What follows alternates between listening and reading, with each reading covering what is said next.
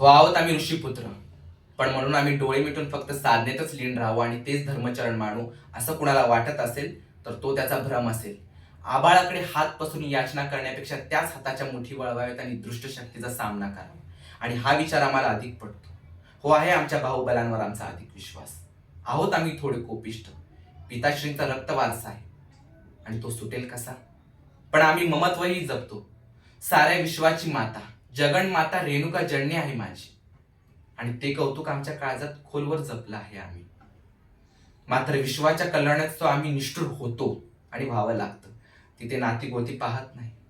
आपण आम्हाला भावनाशून्य समजायला हरकत नाही. कुठलीही भावना ही कोळ्याने विणलेल्या जाळ्यासारखी मानवी मनाला सहज गुरफटून टाकते. मात्र आम्हाला ही जळमाळ साफ करायची आहे आणि आम्ही भावनेच्या जंजाळात कधीच अडकणार नाही. विश्वनीयतेने घालून दिलेल्या ह्या तत्वांमध्ये तडजोड आम्हाला मांडणे नाही, आणि त्या तत्वांमध्ये जो तिलांजली देईल त्याला आम्ही नाही, आमचा परशु बोलेल.